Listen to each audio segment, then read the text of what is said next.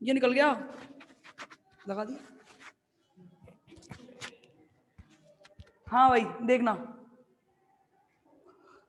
तो देखना मैंने क्या कहा है, ये मिटा दूं, देखना मैंने कहा है दो अलग अलग विद्युत ऋणताओं के परमाणु से बना हुआ अणु होता क्या है। देखो भाई, ये कुछ ऐसा कुछ रस्साकसी जैसा गेम है, जिसके पास लोग ज्यादा होंगे, लोग का मतलब इलेक्ट्रॉन, जिसके पास उसके दोस्त ज्यादा होंगे वो अपनी तरफ उस गेम को खींच लेगा। क्या करेगा, उसको खींच ले, यानी कि कहने का मतलब यहां तो 7 इलेक्ट्रॉन हैं और इसके पास 1 इलेक्ट्रॉन है। ये अपना ये 100% पता है कि क्लोरीन अधिक विद्युत ऋणता वाला तत्व है और हाइड्रोजन कम विद्युत ऋणता वाला परमाणु है।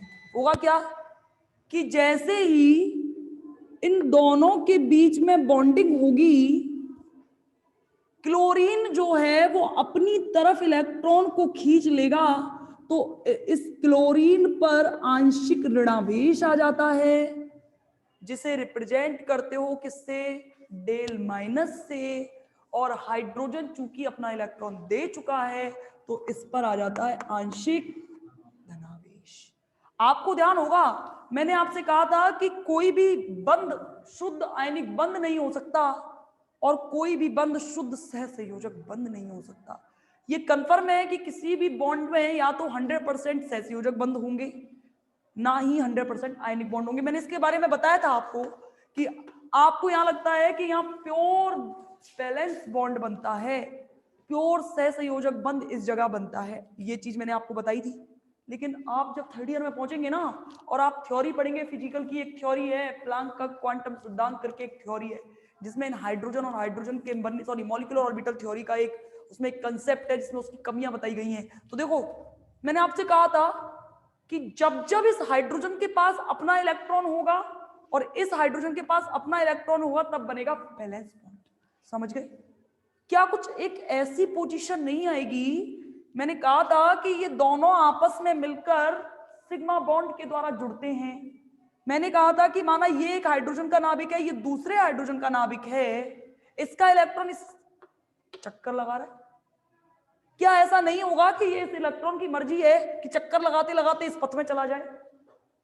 यानी कि क्या एक ऐसी पोजीशन नहीं बन सकती जब एक हाइड्रोजन के पास में दोनों इलेक्ट्रॉन आ जाएं और दूसरे हाइड्रोजन खाली हो जाए, तो उस पल इसमें डेल माइनस और डेल प्लस जैसी स्थितियां उत्पन्न नहीं होंगी। क्या होंगी या नहीं होंगी, जिस पल होंगी तो क्या ये और ये वाला बॉन्ड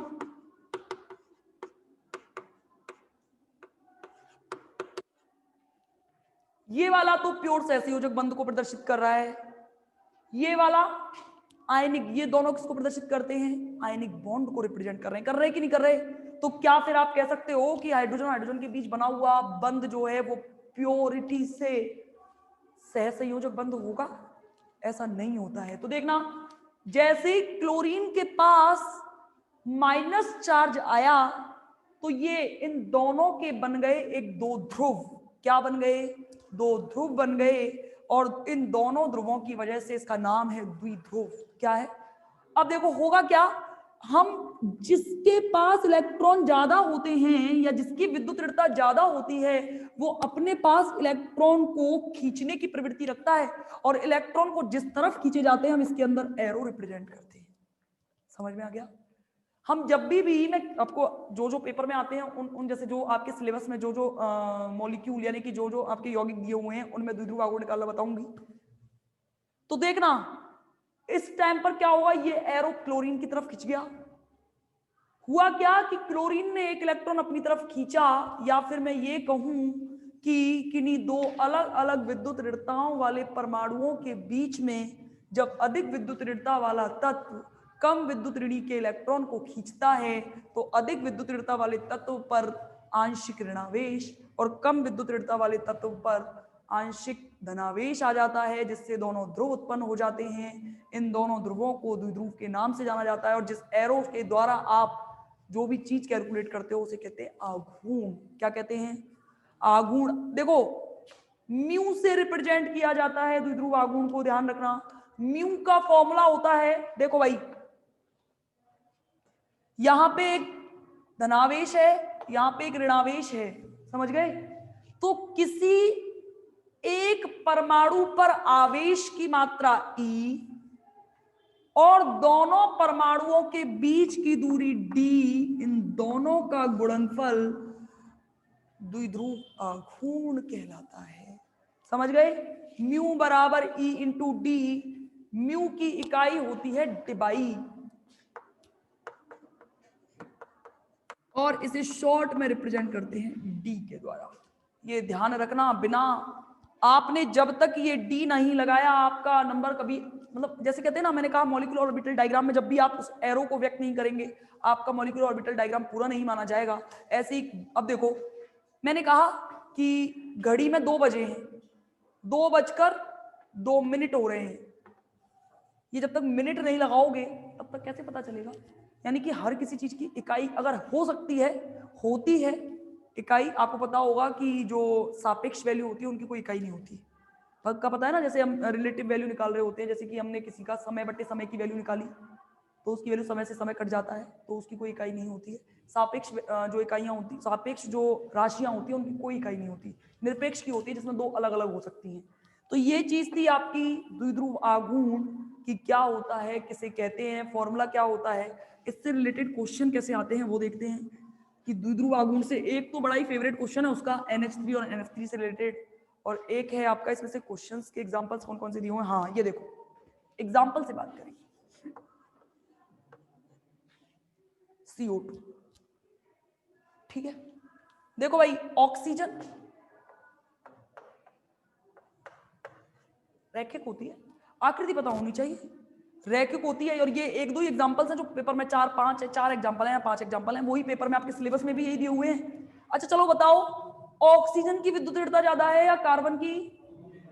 ऑक्सीजन की ज्यादा है। एरो, बस आपको कुछ नहीं करना है, एरो लगाना है, ठीक है। इलेक्ट्रॉन कहां खींचेंगे? ऑक्सीजन पर आएगा आंशिक ऋणावेश, सेम इस वाले बॉन्ड में। और यहां पे क्या आ जाएगा? देखो भाई, इधर एरो, इधर एरो, इनकी दिशाएं क्या होंगी? इधर और इधर समान हैं और विपरीत हैं, कैंसिल। म्यू बराबर क्या आएगा? ये ध्रुवीय है या अध्रुवीय है? जब भी म्यू बराबर 0 आएगा तब होता है अध्रुवीय, और जब भी mu is not equal to 0 आता है तब होता है ध्रुवीय। ध्यान रखना, द्विध्रुव आघूर्ण कैसे निकालते हैं इस चीज के बारे में आप 3rd ईयर में पढ़ेंगे। 3rd ईयर की फिजिकल केमिस्ट्री में एक टॉपिक है जिसमें निकालने का दिखाते हैं कि कितना होता है, क्या होता है, कुछ एग्जांपल्स दिए हुए हैं, जब भी आप 3rd ईयर में जाओगे तब पढ़ेंगे, ठीक है ना। ये तो था CO2। एक एग्जाम्पल मैं आपको दे रही हूँ, निकालना है मेरे से। एग्जाम्पल है लिखना, 2-3 एग्जाम्पल हैं जो आपके सिलेबस में हैं, वो करने हैं आपको। अच्छा निकालो, कार्बन टेट्राक्लोराइड अध्रुवीय है या ध्रुवीय है? अध्रुवीय है। निकालो, निकालो। अरे कॉपी पेन चला लो कॉपी पे। खाली लेके जाओगे क्या कहेंगी मैम मम्मी पढ़ के आया नहीं आया, ऐसे ही आ गया।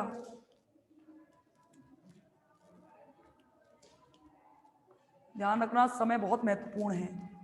समय निकलता जाता है और हमें महसूस होते चलते जाता है कि उम्र के साथ सारी चीजें इंपॉर्टेंट होती हैं। नौकरी भी जरूरी है और शादी भी, सारी चीज जरूरी है। बिना नौकरी की शादी होगी नहीं, शादी नहीं होगी, फैमिली नहीं बनेगी, अस्तित्व नहीं होगा। नॉन पोलर,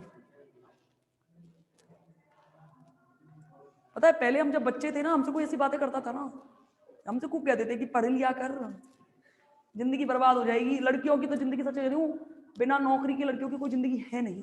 लड़कों की तो खैर होती ही नहीं है, लड़कियों की भी नहीं है। क्यों? क्योंकि फिर दिन भर बस किचन में खाना बनाते रहो और फिर सुनते रहो, घर वाले सुना देंगे अच्छा BSc MSc, और करती क्या है? कुछ नहीं, रोटी बना रही है। हमारे मतलब मेरी एक भाभी है, वो मतलब MSc में टॉपर है, वो यहाँ से RD गर्ल्स कॉलेज की टॉपर है वो भाभी। भैया उसमें है रेलवे में इंजीनियर। तो हम कभी वो घर आते हैं तो कहते हैं कि हाँ मैं इनकी भाभी बहुत इंटेलिजेंट हो आप, हमको लगता है MSc में, केमिस्ट्री से MSc है इनकी और टॉपर है। तो भैया बोलते हैं हाँ टॉपर के तो बहुत, मतलब ये खा जाए इसको ना, उस पर डिग्रियों पे रखी, डिग्रियां रखी है, किया इसने कुछ नहीं है जिंदगी में, बताओ। तो ये बहुत गंदी वाली अभी नहीं लगती ना, ये वैल्यूज बाद में समझ में आती हैं। तो इसलिए लड़कियों से तो मैं कहती हूँ कि जॉब जरूर करना भाई, बहुत जरूरी है नौकरी। देखो भाई,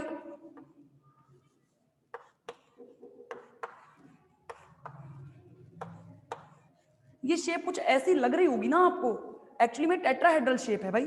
टेट्राहेड्रल शेप ऐसी होती है, देखो ये दोनों फलक एक दूसरे के अपोजिट, समझना, और ये दोनों फलक एक दूसरे के अपोजिट। अब आपको लग रहा होगा मैडम 3 नीचे आ रहे हैं, एक ऊपर जा रहा है। ये मैंने कब कहा? मैंने कहा है कि फलक कुछ ऐसे रिप्रेजेंट किए जाते हैं। देखो भाई, ये क्लोरीन, यहां ये क्लोरीन, हर बॉन्ड के सापेक्ष आप अलग अलग द्विध्रुव आघूर्ण निकालेंगे, ऑब्वियस सी बात है। यहां क्लोरीन है, क्लोरीन की विद्युत ऋणता ज्यादा है, ये इधर चला गया। यहां पे क्लोरीन है, इसकी विद्युत ऋणता ज्यादा है, ये इधर चला गया।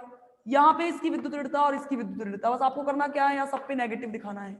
ये तो बेचारा 4 से 4 को अपने इलेक्ट्रॉन दे रहा है, ये तो खुद ही अपने आप ही धनावेशित हो गया।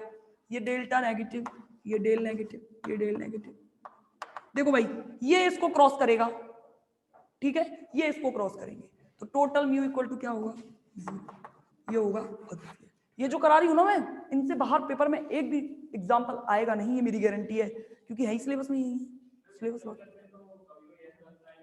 लग नहीं, स्ट्रक्चर हमसे कभी बनती नहीं है ना। 3D शेप कर, हम पे 3D है कहाँ? आपको क्या लगता है हमने यहाँ पे ये दिखा दिया, हम जब भी कभी ऐसा कुछ है, ये क्यों बनाते हैं? ये वाला बोर्ड की, ये वाला जो ये वाला एज है, ये वाला किनारा है, ये y को दिखाता है, ये वाला x को दिखाता है, z कौन सी? बाहर, अंदर की तरफ, अंदर की तरफ, ठीक है ना। तो इसे रिप्रेजेंट नहीं कर सकते ना हर किसी शेप को। आप जब सॉलिड स्टेट फर्स्ट ईयर में अगर मेरी क्लासेस ली हूँ, सॉलिड स्टेट की फर्स्ट ईयर की फिजिकल केमिस्ट्री की, आपको आधों को तो पता ही नहीं है, मेरी एक किताब खत्म हो चुकी है, फिजिकल केमिस्ट्री में करवा चुकी हूँ, जिसकी वीडियोस आपको मिल गई होंगी, नहीं मिली हो तो ले लेना। तो फिजिकल केमिस्ट्री में जब मैंने कराया था, मैं वहां पे सॉलिड स्टेट में अच्छे से समझाया है, हर एक डायरेक्शन को बताया है कि भाई डायरेक्शन बनाना पॉसिबल नहीं है, ना बोर्ड पे बना सकते हो, ना ही क्लास में दिखाया जा सकता है। तो ये वाली चीज ध्यान रखना। दिखने में लगती कैसी है वो एक अलग बात है, छोड़ दो, होती कैसी है उससे मतलब है हमें। 3D में शेप अगर मेरे पास देखो कुछ ऐसी, पेन दोगे 4 पेन, 5 का क्या करूं, 4 ही चाहिए। स्टीरियो केमिस्ट्री में पढ़ते हैं इसके बारे में अच्छे से ना। स्टीरियो केमिस्ट्री आपकी त्रिविम रसायन ऑर्गेनिक केमिस्ट्री में एक किताब है, मुझसे बनेगी भी या नहीं, लेकिन मुझे मेरा इमेजिनेशन पावर बहुत अच्छा है, तो मैंने देखी हुई है ये स्ट्रक्चर्स, पकड़ी नहीं जाएंगी फिंगर से ना।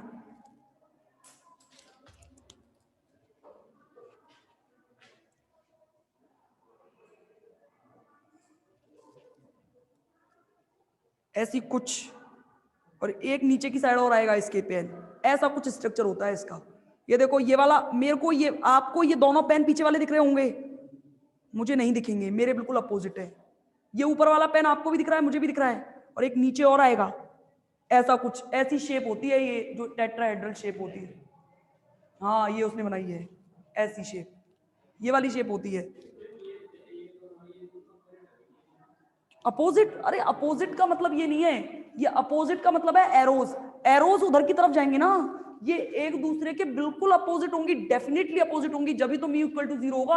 आपसे भी उंगलियों से नहीं बन पा रही है। आप एक्चुअल में कभी किसी टेट्राहेड्रल शेप का एग्जांपल, कोई एक जैसे प्रिज्म टाइप में लाके दिखते हैं इसको, तब आप देखते हो ये 2 फलक हमेशा एक दूसरे के अपोजिट रहते हैं, ऐसे ये ऊपर वाला और नीचे वाला दिखाई नहीं देती चीजें भाई, ये तो कंफर्म है नहीं दिखाई देंगी, चाहे आप अपने पेन से बना लो चाहे हाथ से बना लो, नहीं दिखाई देती हैं चीजें, ठीक है। अब देखना अगला एग्जांपल, और ये थोड़ा ना मतलब जो ये मूर्त चीजें होती है ना, इनके बारे में तो मुझसे आप पूछे ही मत करो, क्योंकि ये ना, ये तो बहुत इमेजिनेशन वाली पावर चाहिए कि हाँ भाई क्या चीज कैसी होगी।